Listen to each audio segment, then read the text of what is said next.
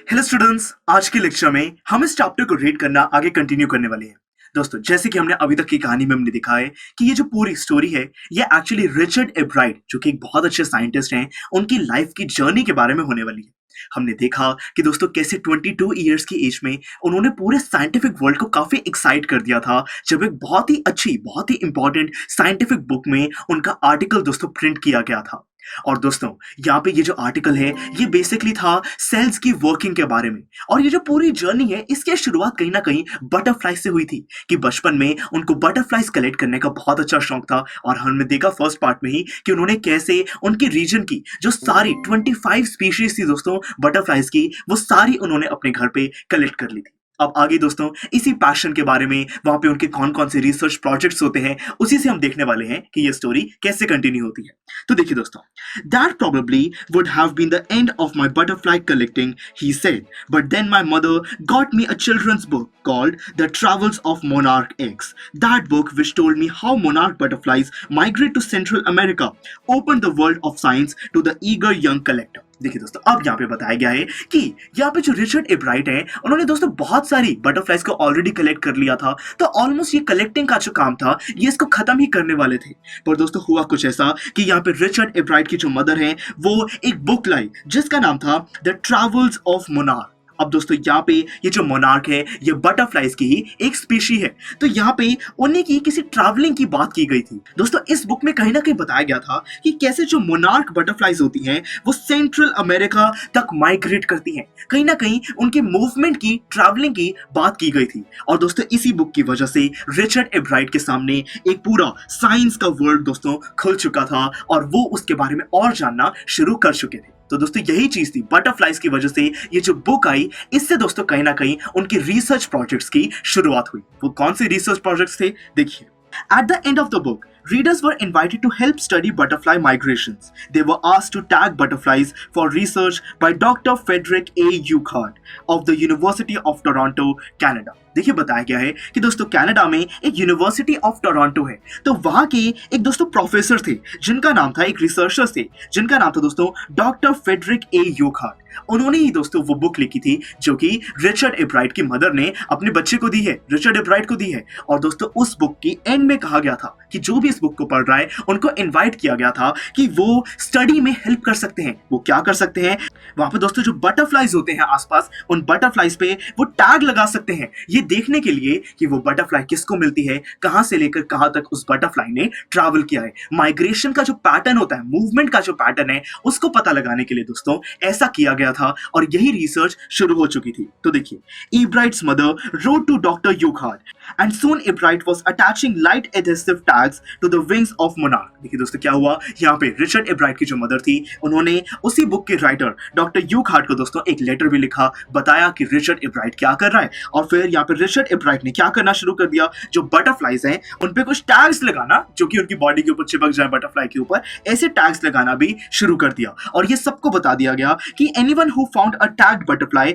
Was asked to send the tag to doctor Urquhart. कि यहाँ पे किसी को भी अगर ऐसी बटरफ्लाई मिलती है जिसपे ऐसा कोई टैग है तो वो बटरफ्लाई को या फिर उस टैग को भेज दिया जाएगा, कहां पर, डॉक्टर यूर्कहार्ट के पास उसको भेज दिया जाएगा। तो देखिए दोस्तों, हमें समझ आ गया कि कैसे यहाँ पे एक पैटर्न क्रिएट किया जा रहा है ये स्टडी करने के लिए कि जो बटरफ्लाईज हैं उसका माइग्रेशन का तरीका क्या है। तो इसी चीज को स्टडी करने के लिए यहाँ पे रिचर्ड एब्राइट ने एक डॉक्टर यूर्कहार्ट की हेल्प करनी शुरू कर दी है। तो चलिए, the butterfly collecting season around Reading last 6 weeks in late summer. कि दोस्तों अब यहाँ पे एक सीजन की बात की गई है कि बटरफ्लाईज जो होती हैं उसकी कलेक्टिंग, उसकी कलेक्शन का भी एक दोस्तों पर्टिकुलर सीजन होता है। और वो सीजन जब समर्स का बिल्कुल जो एंड होता है उसके लास्ट के 6 वीक्स को कहा जाता है। तो तब बटरफ्लाई को कलेक्ट बहुत ही इजीली किया जा सकता होगा। If you are going to chase them one by one you wouldn't catch very many. कि यहाँ पे दोस्तों ऐसा कंसिडर किया जाता है कि अगर एक एक करके बटरफ्लाई को पकड़ेंगे तो ज्यादा बटरफ्लाई को हम नहीं पकड़ पाएंगे। So the next step for Ebright was to raise a flock of butterfly. तो इसीलिए यहाँ पे रिचर्ड एब्राइट ने क्या किया, बटरफ्लाईज को पालना उन्होंने शुरू कर दिया। He would catch a female monarch, take her eggs and raise them into his basement through their life cycle from egg to caterpillar to pupa to adult butterfly. कि यहाँ पे पूरा जो पालने का प्रोसेस होता है दोस्तों, वो रिचर्ड एब्राइट ने करना शुरू कर दिया था। वो किसी मोनार्क बटरफ्लाई के एग्स ले लिया करते थे और दोस्तों वहां से एग से कैटरपिलर, कैटरपिलर से प्यूपा और प्यूपा से फाइनली एक एडल्ट बटरफ्लाई, ये जो पूरा दोस्तों उनका जीवन होता है, इसकी ग्रोथ में रिचर्ड एब्राइट ने बटरफ्लाइज की हेल्प करी। Then he would tag the butterflies wings and let them go. फिर वो क्या करते थे, जो बटरफ्लाइज है जब वो बड़ी हो जाती थी, उन पर टैग लगा के उनको वहां पे नेचर में छोड़ दिया करते थे। For several years his basement was home two thousands of monarchs in different stages of development. कि दोस्तों वहां पे काफी साल ऐसा चला कि उनके घर के बेसमेंट के अंदर दोस्तों बहुत सारी बटरफ्लाइज होती थी जो कि अलग अलग अपनी लाइफ के स्टेजेस पे थी। कोई एग थे, कोई प्यूपा थे, कोई फाइनली एडल्ट बटरफ्लाइज थी जिसको नेचर में छोड़ दिया जाना था एक टैग लगाने के बाद। तो ऐसे ही दोस्तों रिसर्च का एक पार्ट बनना वो शुरू हो चुके थे। फिर देखिए आगे क्या हुआ। Eventually I began to lose interest in tagging butterflies.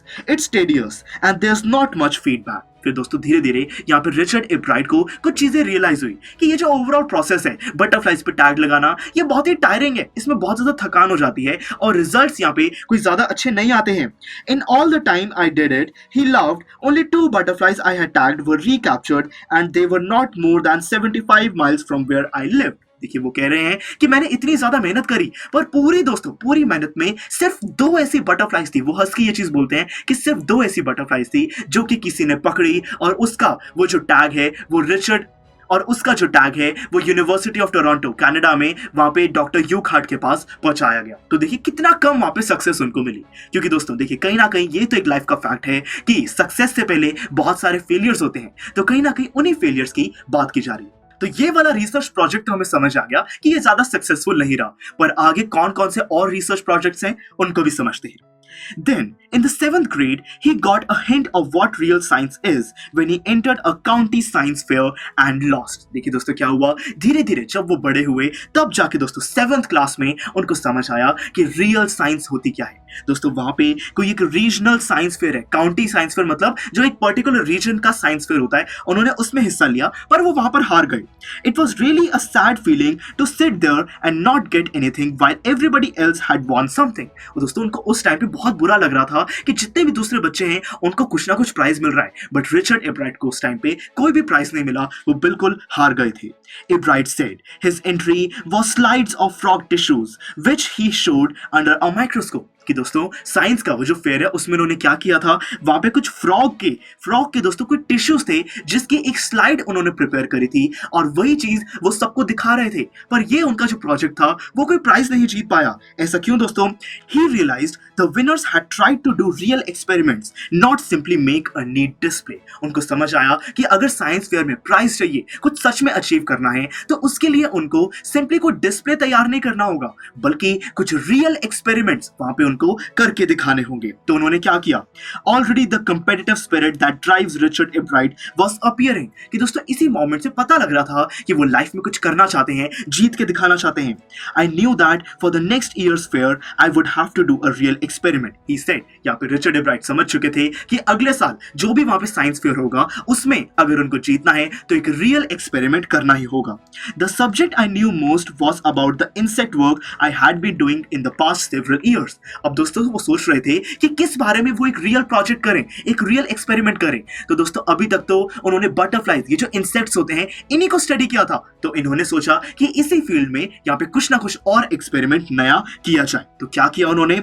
So he wrote to doctor Urquhart for ideas. दोस्तों वो जो बुक के ऑथर थे, वो जो यूनिवर्सिटी ऑफ टोरंटो कनाडा में थे दोस्तों, उन्होंने उन्हीं को लेटर लिखा कि मुझे कुछ आइडियाज चाहिए कि वो क्या क्या एक्सपेरिमेंट्स कर सकते हैं, and came back a stack of suggestions for experiments. और दोस्तों यहाँ पे डॉक्टर यूकार्ट ने काफी हेल्प करी, काफी सारे सजेशंस दिए कि एक्सपेरिमेंट के लिए अलग अलग चीजें कौन कौन सी की जा सकती हैं।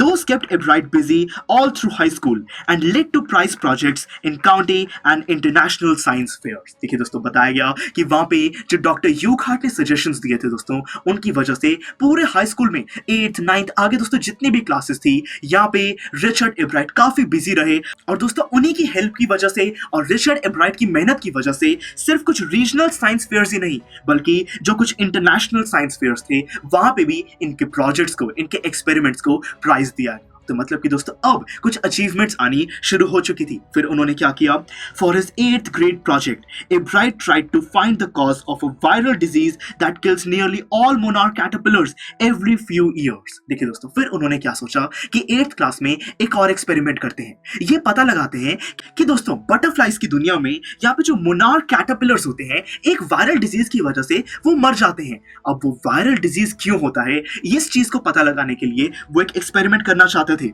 एब्राइट thought the disease might be carried by a beetle. उनको लग रहा था कि कुछ कीड़े होते होते दोस्तों बीटल, उन बीटल की वजह से ये एक डिजीज फैलता है, ये वायरल वहां पे वायरल की वजह से इन मोनार्क कैटरपिलर्स की डेथ हो जाती है। ऐसा यहाँ पे रिचर्ड एब्राइट को लगता था, तो उन्होंने एक एक्सपेरिमेंट करना शुरू कर दिया। He tried raising caterpillars in the presence of beetles. उन्होंने क्या किया, इन कीड़ों इन बीटल्स की प्रेजेंस में कैटरपिलर्स को उन्होंने ग्रो करना शुरू किया। I didn't get any real results, he said, but I went ahead and showed that I had tried the experiment. This time I won. देखिए दोस्तों क्या हुआ, यहाँ पे जो रिचर्ड एब्राइट हैं उन्होंने वहां पे कुछ एक्सपेरिमेंट परफॉर्म किया।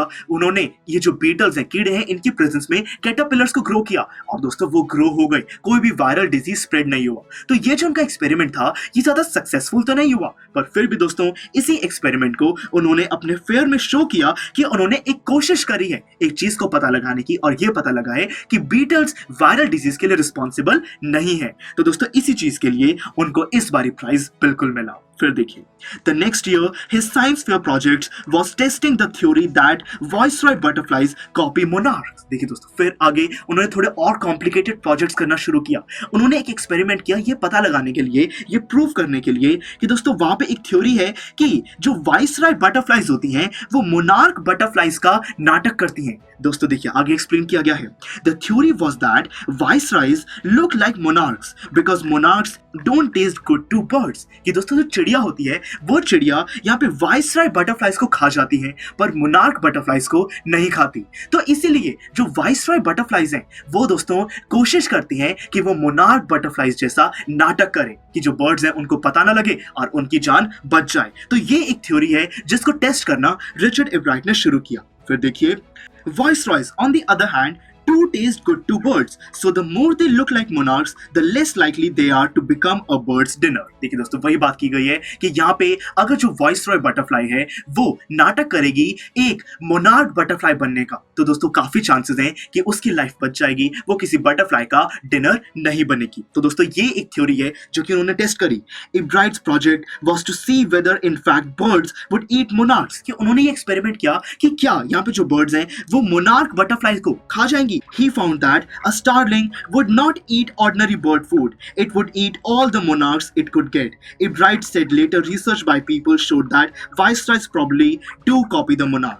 This project was placed first in the zoology division and third overall in the county science fair। देखिए दोस्तों फाइनली एक कंक्लूजन ड्रॉ कर दिया गया कि यहाँ पे एक टाइप की ऐसी बर्ड होती है, कोई स्टार्लिंग बर्ड, जो कि इन सारे मोनार्क बटरफ्लाइज को खा जाती है। और लेटर दोस्तों ये भी प्रूव हो गया था कि यहाँ पे एब्राइट ने बिल्कुल एक सही रिसर्च करी है कि यहाँ पे जो वाइसरॉयज हैं वो मोनार्क का नाटक करने की बिल्कुल कोशिश करते हैं। और दोस्तों इसी प्रोजेक्ट को जूलॉजी डिवीजन में फर्स्ट प्राइज दिया गया और ओवरऑल इसको काउंटी साइंस फेयर में थर्ड प्राइज मिला। तो यानी कि हम कह सकते हैं कि दोस्तों काफी अलग अलग अचीवमेंट्स आनी शुरू हो गई थी और हमें पता चलता है कि जो रिचर्ड एब्राइट हैं उन्होंने हार नहीं मानी, काफी फेलियर्स आए, बट धीरे धीरे मेहनत से अलग अलग चीजों के पीछे रीजन जान के दोस्तों उन्होंने प्रोजेक्ट्स किए और काफी प्रोजेक्ट्स को अच्छे प्राइस में मिले। तो दोस्तों ये था हमारा सेकंड पार्ट जिसमें हमने मेनली रिसर्च प्रोजेक्ट्स को दोस्तों स्टडी किया है।